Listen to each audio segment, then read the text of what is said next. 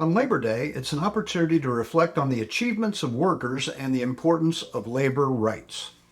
Now, the holiday has its roots in the labor movement and serves as a way to recognize workers' contributions to society. And before there was Labor Day, they established mechanic lien laws that were for contractors, subcontractors, and suppliers to utilize to protect themselves and their livelihoods in the construction industry.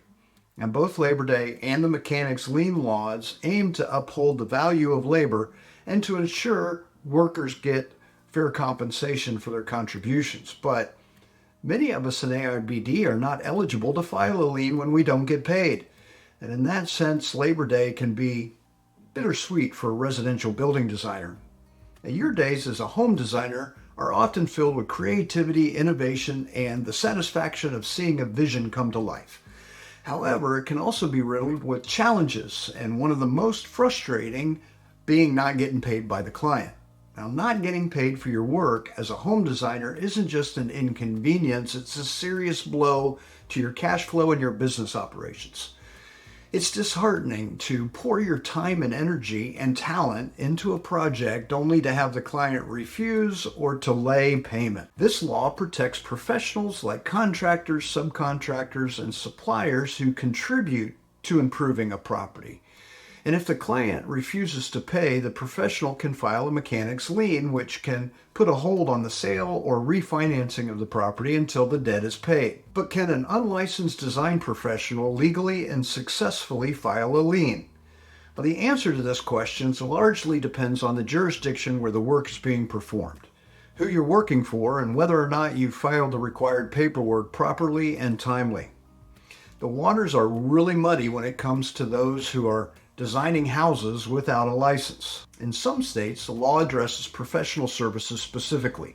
It recognizes that sometimes work is done and the project never gets built. Now, this is important because the courts have determined that the property must be improved. Now, in some states, only licensed professionals can file a mechanics lien. In others, unlicensed professionals may file a lien if the work performed did not require a license. But it isn't very clear. Now, the statutes aren't referring to unlicensed design professionals. So when a lien law is talking about being licensed, it's usually talking about those required to have a license, such as general contractors, plumbers, electricians, and so on.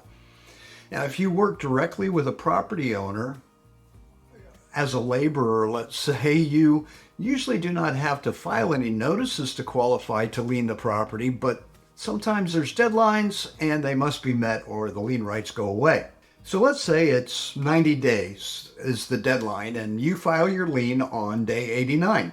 Everything should be good, right? But remember that the person at the other end of the lien still needs to pay you, and file a lien might cause them to get an attitude and an attorney. The first play in the attorney's playbook is going to be to contest the lien, saying that you are not licensed, therefore the lien is fraudulent. Now, even though you don't have to be a licensed architect to design houses, have you at least gone to the trouble to get an occupational license? That may not even be enough, because then their attorney will zero in on the paragraph that addresses the design professionals, if there is one, and say more specifically that you are not an architect. And then they'll threaten to report you to the licensing board. Now, depending on how the law is written, you may technically be authorized to practice architecture according to the laws in your state, based on the exemptions. But even though you're not a licensed architect, I believe it's possible to beat the fraudulent claim defense. But at what cost? Therefore, it's critical to consult with a legal professional before taking steps towards filing a lien. Now, maybe even towards signing a contract with a client. Now, they can provide guidance based on your specific situation and the laws in your state. Now, meanwhile, AIBD has contacted attorneys specializing in construction law in Florida, Texas, and California. I hate to be the bearer of bad news, but we may need to address this issue at the State House.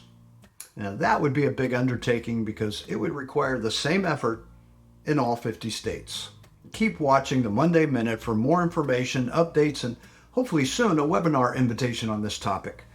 It's essential for all of us in the construction industry to be aware of our rights and obligations and take necessary steps to protect our interests and ensure fair payment for our work.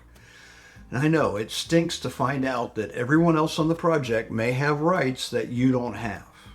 But thanks anyway for watching this entire video, and have a safe and happy Labor Day.